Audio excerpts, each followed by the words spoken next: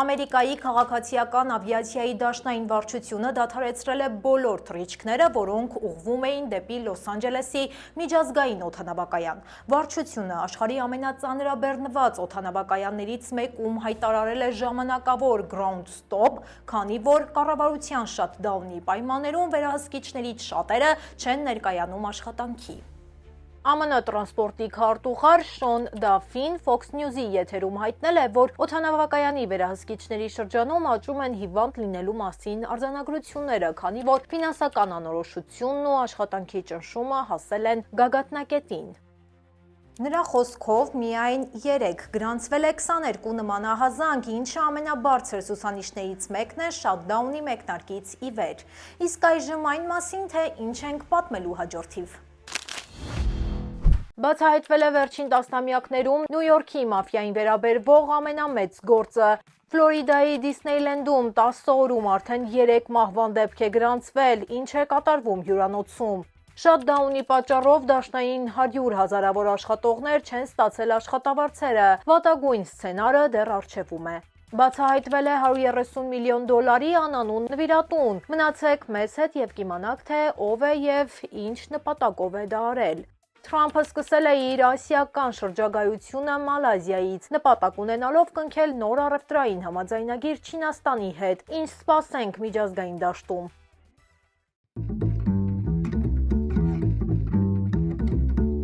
Բարև ձեզ, դուք միացել եք Glendale Newsroom-ին, ես Լենա Կարապետյանն եմ և ինչպես միշտ ձեզ կպատմեմ Միացյալ Նահանգներում տեղի ունեցող ամենաքննարկվող իրադարձությունների մասին։ Բաժանորդագրվեք մեր ալիքին, չմոռանաք լայքել ու մեկնաբանություններում գրել, թե որտեղից եք հետևում մեզ, իսկ մենք շարունակենք մեր հաղորդումը։ Ֆուտբոլային խաղից հետո Փենսիլվանիայի Լինքոլն համալսարանի ավանդական Homecoming տոնակատարության ընթացքում հրաձգություն է տեղի ունեցել։ Մեկ մարդ զոհվել է, առնվազն 6-ը վիրավորվել են։ Զոհվածը 25-ամյա տղա է, ով մահացել է գլխի վիրավորումից։ Վիրավորների թվում եղել են ինչպես համալսարանականներ, այնպես էլ մարդիկ, որոնք կապ չեն ունեցել ուսումնական հաստատության հետ։ Երբ բազմությունը հավաքված էր, համալսարանի միջազգային մշակութային կենտրոնի դիմաց հրաձգություն է սկսվել։ Ոստիկանությունը տեղում ձերբակալել է կրակողին, ում մոտ հայտնաբերվել է լիցքավորված Glock 28 ատրճանակը։ Դատախազը հայտնել է, որ միջադեպին հնարավոր է ներգրավված են եղել մի քանի կրակողներ։ Քննությունը շարունակվում է։ Իշխանությունները նշում են, որ դեպքը դիտվում է ոչ թե որպես նախապես ծրագրված հարձակում, այլ բռնկված վեճի հետևանքով միջադեպ։ Ֆլորիդայի Դիսնեյլենդում 10 օրվա ընթացքում մահացել է արդեն 3-րդ մարդը։ Այդ դեպքերը բնականաբար մեծ մտահոգություն են առաջացնում այցելուների մոտ։ Վերջին դեպքը տեղի է ունեցել Disney's Resort հյուրանոցում, որտեղ ըստ New York Post-ի մի տղամարդ մահացել է դեռևս անհայտ պատճառներով։ Ականատեսների խոսքով, մինչև փրկարարները զբաղվում էին միջադեպի հետ կապված գործողություններով, աշխատակիցները շրջում էին հյուրանոցում և խնդրում հյուրերին չմոտենալ պատշգամբներին։ Disney Contemporary Resort-ը համարվում է Դիսնեյլենդի ամենաթանկ հյուրանոցներից մեկը, որտեղ մեկ գիշերակացը գերազանցում է $1000։ Փոդքասթեր Ջիմ Հիլի խոսքով, որոշ մարդիկ, ովքեր գտնվում են ծանր դեպրեսիայի մեջ, իրենց հարազատների հետ վերջին ուրախ օրերն անցկացնելու համար դիտմամբ գալիս են Դիսնեյլենդ, այնուհետև ինքնասպան են լինում հյուրանոցի համարում։ Մի քանի օր առաջ նույն հյուրանոցում մահացած էր հայտնաբերվել 31-ամյա Իլինոյս նահանգից մեկ այլ հաճախորդ, ով ըստ ոստիկանության ինքնասպանություն էր գործել։ Դրանից ընդամենը մեկ շաբաթ անց Դիսնեյի նույն համալիրի քեմփինգում հայտնաբերվել էր 60-ամյա տղամարդու դի, ում մահվան պատճառը ըստ նախնական տվյալների եղել է սրտի կաթվածը։ Հենց այս հյուրանոցում էր, որ անցած տարի գրանցվել էր նման մեկ այլ դեպք։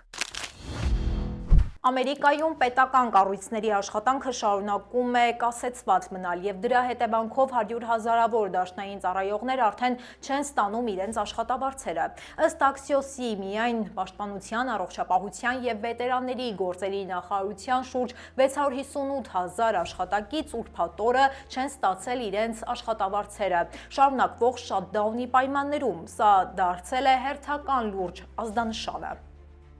Ակնկալվում է, որ հաջորդ օրերին իրավիճակը ավելի կվատթարանա։ Երեքշաբթի իրենց աշխատավարձը չեն ստանա եւս 686,000 պետական ծառայող, իսկ հինգշաբթի այդ ցուցակին կավելանա պետդեպարտամենտի եւ կրթության նախարարության 37,000 աշխատակիցներ։ Եթե կառավարական դադարեցումը տևի մինչև հոկտեմբերի վերջ, դաշնային մոտ 1,8 միլիոն աշխատողներ կարող են չստանալ վճարում, իսկ եթե այն շարունակվի մինչև դեկտեմբերի 1-ը, այդ թիվը կհասնի 4,5 միլիոնի։ Ներկայումս շուրջ 670,000 մարդ գտնվում է հարկադիր արձակուրդում, իսկ մոտ 730,000-ը շարունակում է աշխատել առանց վարձատրության։ Սպիտակ տունը նախազգուշացրել է, որ հնարավոր է փոխհատուցում չտրամադրվի այդ ժամանակահատվածի համար։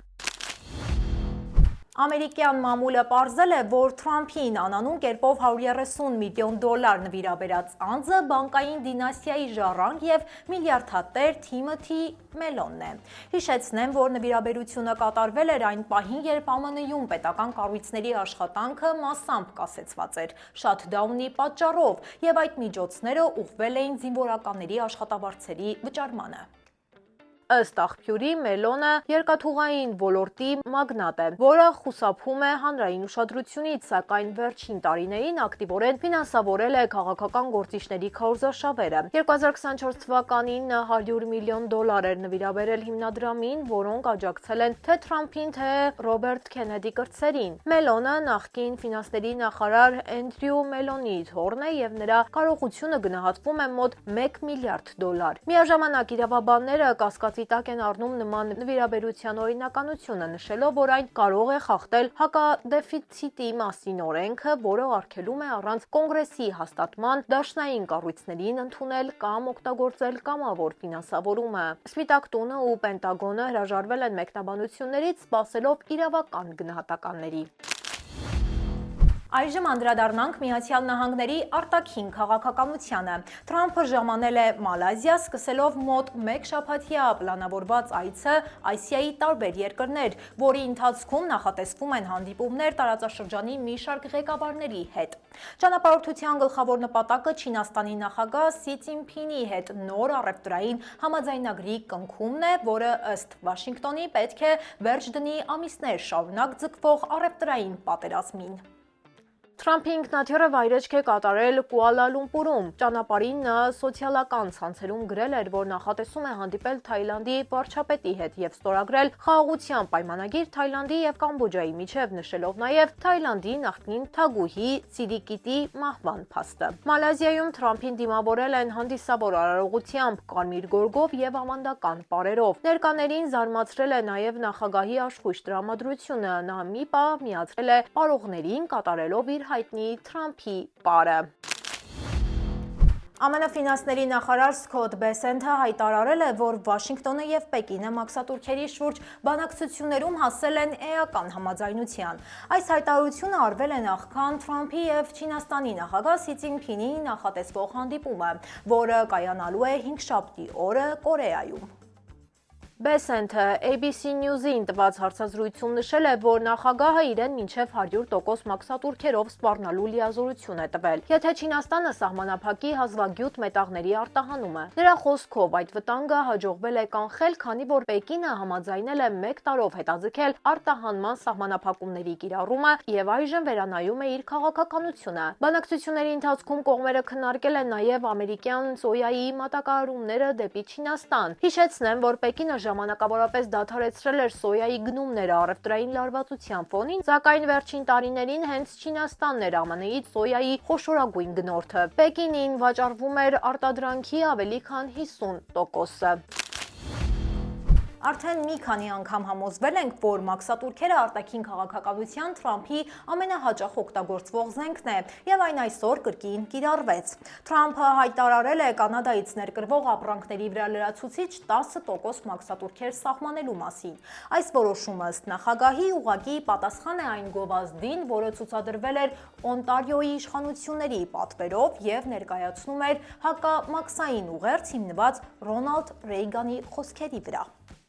Գովազդը եթերում էր հայտնվել ուրբաթ սպորտային մրցաշարի ցուցադրման ընթացքում եւս Թրամփի ուներ մանիպուլյատիվ բնույթ։ Թրամփը հայտարարել է, մեջբերեմ, սա կեղծ եւ սխալ պատկերացում ստեղծող քարոզչություն է։ Կանադան մեծ սխալ է անում, եթե կարծում է, թե կարող է Ռեյգանի խոսքերն օգտագործել Ամերիկայի դեմ։ Նման քայլերը ուղղված են մեր տնտեսությունը թուլացնելուն եւ ամերիկացիների կարծիքի վրա ազդեցություն գործելուն։ Մեջբերման ավարտը։ Օնտարիոյի իշխանությունները արձագանքել են, որ գովազդը կհեռացվի առաջիկա շաբաթվա ընթացքում, սակայն Թրամփը շեշտել է, որ քանի որ այն արդեն ցուցադրվել է լայն լսարանի առաջ, սակագները բարձրացվում են անմիջապես։ Նախագահը հավելել է, որ այս որոշումը պետք է դիտվի որպես զգուշացում բոլոր երկրների համար, որոնք փորձում են իր ձևակերպմամբ քարոզչական հարձակում գործել Ամերիկայի վրա։ America's jobs and growth are at stake. ԱՄՆ պաշտպանության նախարարը հայտարարել է, որ ամերիկյան ավիակիր է ուղարկվում Հարավային Ամերիկայի ափեր, տարածաշրջանում ռազմական ներկայության նոր փուլ սկսելու նպատակով։ Այս քայլը հաջորդել է այն բանին, երբ օրեր առաջ ամերիկյան օդուժը Կարիբյան ծովում իրականացրեց նարկոկարտելների ենթադրյալ նավի հերթական 10-րդ հարվածը։ Նախարարի խոսքով գործողության պատասխանատվությունը դրվել է Trende Aragua վենեսուելական խմբավորման վրա։ Հարվածի հետևանքով հենց այս խմբավորման 6 անդամներ են զոհվել։ Սա արդեն երկրորդ դեպքն է, երբ Թրամփի վարչակազմը իր ռազմական գործողությունները բացահայտ կապում է հենց այս կարտելների գործողության հետ։ Սեպտեմբերից ի վեր գործողությունները դարձել են շատ ավելի ինտենսիվ, եթե նախկինում հարվածները կատարվում էին շաբաթական 1 անգամ, ապա վերջին օրերին դրանց թիվը հասել է 3-ի։ Պաշտոնական տվյալներով ընդհանուր առմամբ զոհվել է առնվազն 43 մարդ, իսկ վերջին հարվածները իրականացվել են Խաղաղ օվկիանոսի արևելյան հատվածում, աշխարհի խոշորագույն կոկաինի մաքսանենգության երթուղու վրա։ Նյու Յորքի 5 ամենահայտնի մաֆիոզ խմբերը Գենովեզե, Գամբինո, Բոնանո, Լուքեզե եւ Կոլոմբո ընտանիքները նորից հայտնվել են դաշնային քննիչների թիրախում։ Իրավապահները բացահայտել են բարձր տեխնոլոգիական խաղամոլության մեծ սխեմա, որի միջոցով այս խմբավորումները 6 տարի շարունակ ապօրինի կերպով գումար են վաստակել, շահագործելով առցանց խաղերի համակարգերը։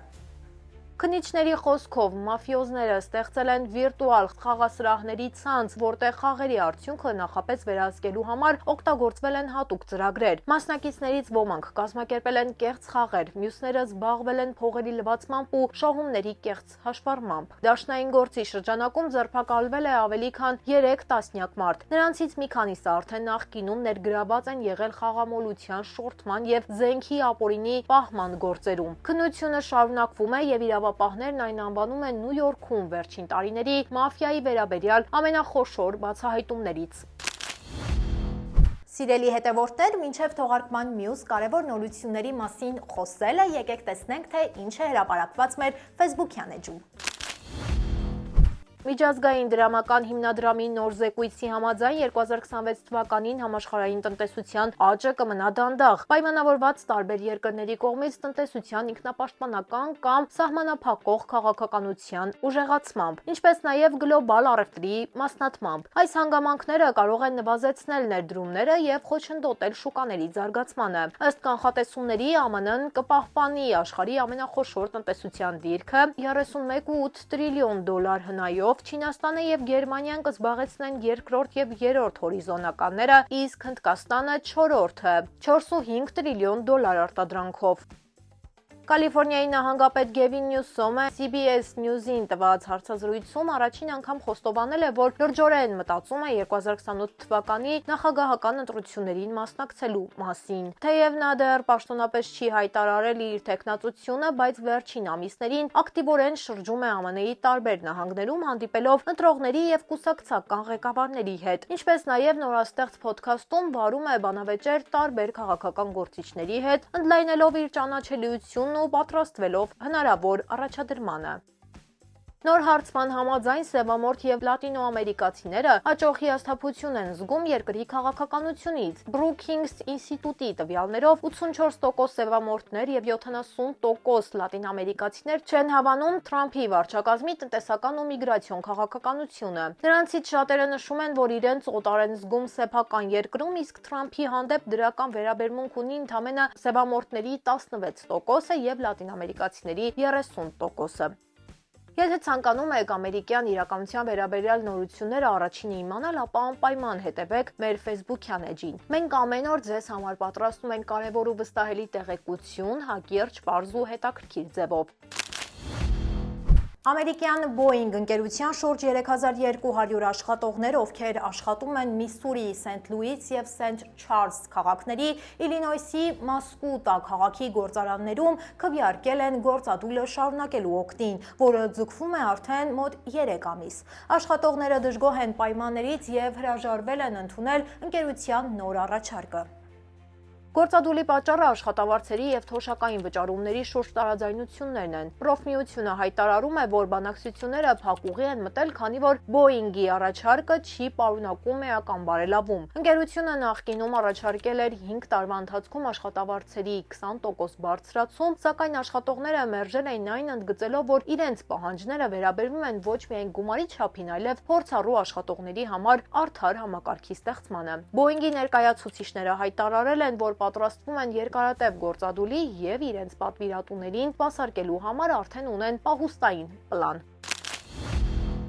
Շաբաթ եւ կիրակի օրերին Լոս Անջելեսի երկինքը փակած սմոգի ֆոնին ամերիկյան նավթային հսկա ExxonMobil ընկերությունը դատի է տվել Կալիֆոռնիայի իշխանություններին, վիճարկելով 2 նոր օրենք, որոնք պարտադրում են խոշոր կորպորացիաներին հրապարակել ածխաթթու գազի արտանետումները եւ կլիմայական ռիսկերի վերաբերյալ տվյալները։ Դրանք Կալիֆոռնիայի Սենատի թիվ 253 եւ 261 օրենքներն են, որոնք նախատեսում են, որ նման տվյալները պետք է դառնան հանրային։ Ընկերությունը դիմել է Կալիֆոռնիայի արևելյան շրջանի դաշնային դատարան, պնդելով, որ օրենքները խախտում են իր խոսքի ազատության իրավունքը։ Փաստաբանների խոսքով կառավարությունը պարտադրում է ընկերությանը տարածել գաղափարներ, որոնց հետ համաձայն չէ։ Դրա հիման վրա նավթային հսկան պահանջում է դատարանից կասեցնել օրենքների կիրառումը։ Exxon-ը նշում է, որ արդեն ինքնակամ հրապարակում է իր արտանետումների եւ կլիմայական վտանգների վերաբերյալ տվյալներ, սակայն չի ընդունում Կալիֆոռնիայի հաշվետվության նոր համակարգը։ Այս դատական գործընթացը կարող է ազդել նաև մյուս նավթային ու արդյունաբերական ընկերությունների վրա, որոնք գործում են Կալիֆոռնիայում։ Անօրինական ներգաղթյալների մասնակցությամբ ճանապարհային անվտանգության խնդիրները նորից ուշադրության կենտրոնում է։ Նախնական տվյալներով անցած շաբաթ մեծ աղմուկ բարձրացրած Կալիֆոռնիայի Օնտարիո շրջանում տեղի ունեցած բեռնատարի վարորդը երկրում առանց օրինական կարգավիճակի է եղել։ Հիշեցնեմ, որ վթարի հետևանքով զոհվել էին 3 մարդ։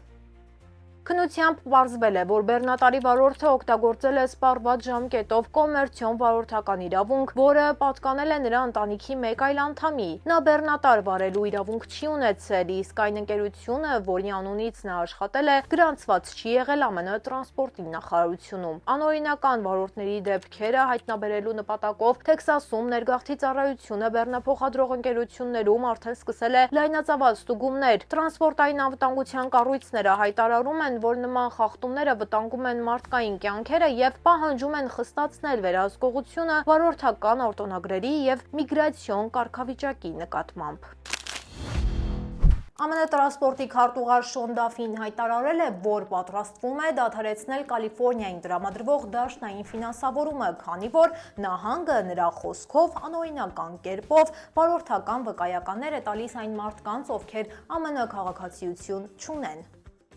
Fox News-ի եթերում Դաֆին ասել է, որ Կալիֆոռնիայի նահանգապետ Նյուսոմը հրաժարվել է համագործակցել եւ դադարեցնել այս պրակտիկան։ Նա ընդգծել է մեջբերեմ. «Ես Կալիֆոռնիայից հետ եմ վերցնում $160 միլիոն